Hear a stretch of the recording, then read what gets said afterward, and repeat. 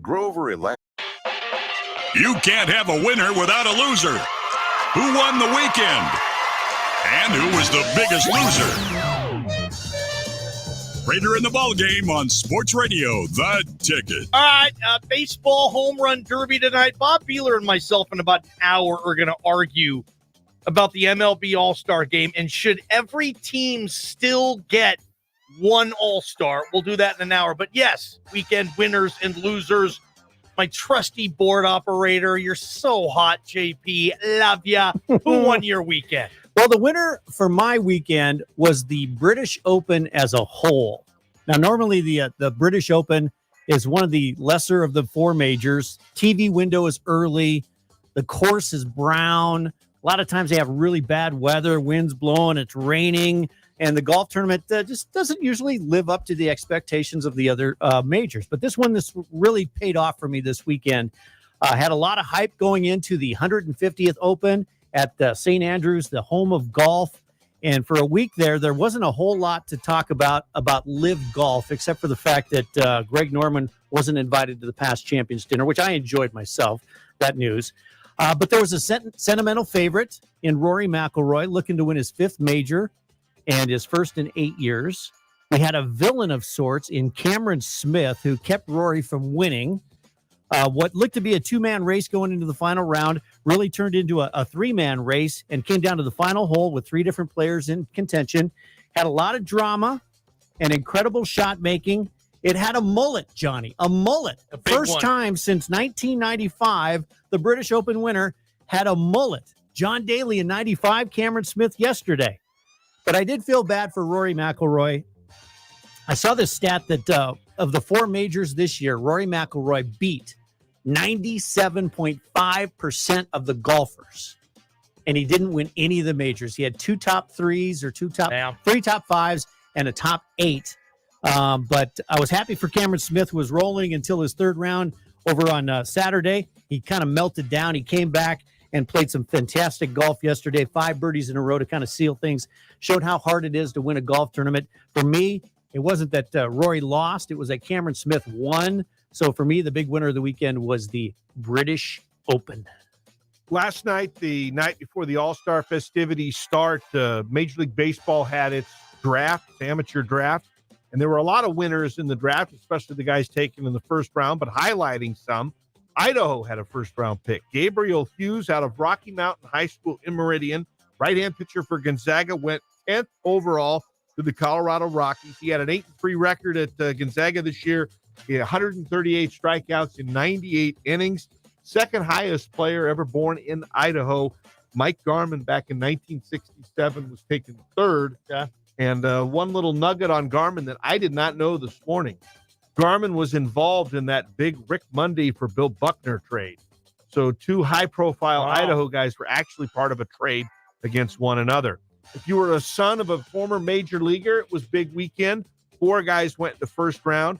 Jackson Holliday, the son of Matt, who played for the Cardinals. Drew Jones, who was the son of Andrew, who played for the Braves. He went with Arizona as the second pick. Carl Crawford, who was an outfielder for the Dodgers and Red Sox. His son Justin was taken by the Phillies. And Cam Collier did not know his father, but they said his father had played in the big leagues, was taken by the Reds later in the round. 2 football dads had kids taken.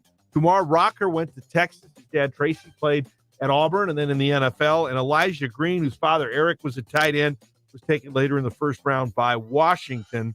And then maybe biggest winners that I never thought I'd see, first-round picks, 2 guys that recently had Tommy John surgery. So they're taking guys that are a little bit questionable as far as the medicals go. That's something you haven't seen before. So those were the big winners for me.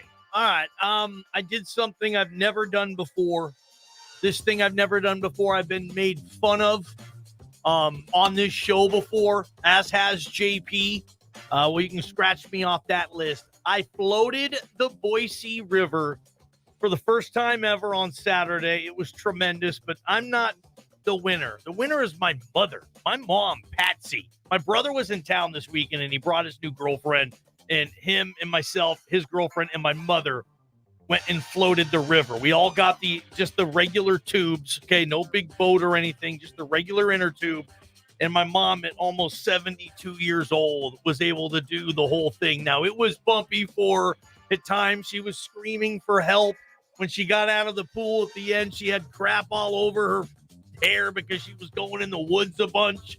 She didn't get the paddling system, but she did it, man. And we were really, really proud of her. I would hope like hell she doesn't do it again by herself like that. But she fought through it and she toughed it out, and she got it done. She's my winner. My mom floating the river on Saturday and making it happen. I disagree. Patsy will be better off going a second time because she'll know where she wants to avoid. I don't know, Bob. It's tough for a 71-year-old woman. That's a long river. You've done it. You've done it many times. But Okay. yeah, you got to know where to stay and where not to go. I can't wait to do it again. If anybody wants to go with me on the river, hey, hit me up on the Cloverdale Plumbing text line. Let's get Now a that group you're together. a veteran, you're a Let's have veteran some now. fun. Yep. JP. All right, my loser. Loser! My loser from the weekend, the Toronto Raptors and Golden State Warriors Summer League teams. We kept everyone up to date all last week about the 4 former Boise State basketball players that were playing in the Summer League. Derek Olsen Jr., he played with the Mavericks, played a lot, 5 games he played in, averaged 22 minutes a game, and averaged about 9 points per game. So he had a pretty decent Summer League. Chandler Hutchison with the Atlanta Hawks, 4 games, just under 17 minutes, and averaged 6.5 minutes per game. But then we were hoping for Justinian Jessup and Abu Kijab to kind of, make their mark in the Summer League.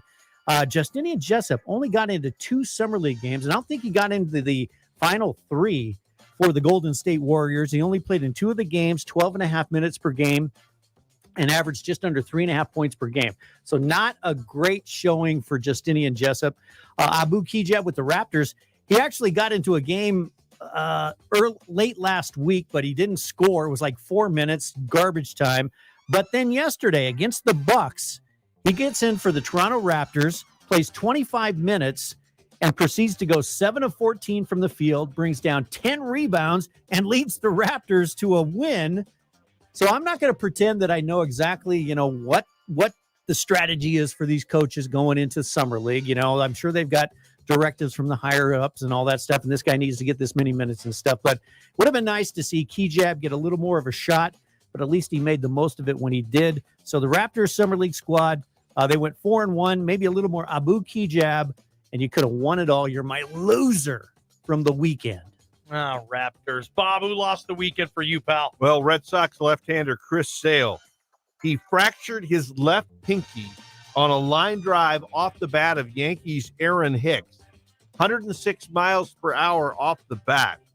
It was just his second start of the season after coming back from fractured ribs. He only pitched in 2 games all season. And if you look at his numbers from 2013 to 2017, he pitched more than 200 innings in 4 of those 5 seasons. A lot of people think if you read the tweets from out of Boston that this may be the difference between the Red Sox deciding to be a buyer or a seller. No Chris Sale heading forward. All right, finally, quickly, my weekend loser. JP, you talked about the Open. For me, it's Rory McIlroy. It just felt like everybody watching that tournament was pulling for Rory. It felt like the broadcasters were pulling for Rory. It felt like the crowd was pulling for Rory. Like that was going to be Rory's big moment at the Open. And Cameron Smith, what did he shoot, a 30? 30 on the back 9. Oh, back 9? Starts with 5 birdies and then finishes with a birdie. The craziest back 9. I mean, Rory's like, dude, what am I supposed to do here? Like, obviously, Rory McIlroy is one of the finest golfers on this planet, and I like the guy. He's fun to watch. But to me, it felt like he had a golden opportunity to get that major, and unfortunately, Cameron Smith was just better, but Rory kind of lost. Rory was my weekend loser. That's a tough way to lose, tough way to go out. JP, I don't know if it meant for a major or in any tournament, but I saw a story that said McIlroy was the first one that had a 54-hole lead that blew the 4th round when he hit all greens in regulation. Yeah, probably. Yeah, I'm assuming that's a major. They wouldn't just pull that out from anything. But he just didn't. I don't know if I wouldn't say he wasn't aggressive enough. He just didn't make enough putts. Gosh. And at the end, Cam Smith just was hot. And Rory ended up finishing 3rd. Too. I know. He didn't. I know.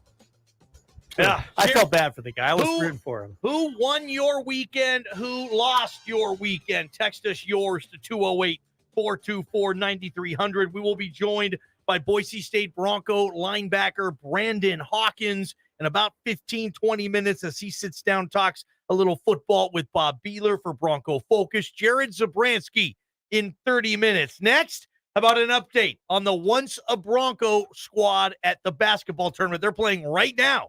JP's got that update next on KTIK Sports Radio, The Ticket. You're listening to Idaho Sports Talk with Prater in the Ballgame on Sports Radio 95.3 FM and 1350 AM. The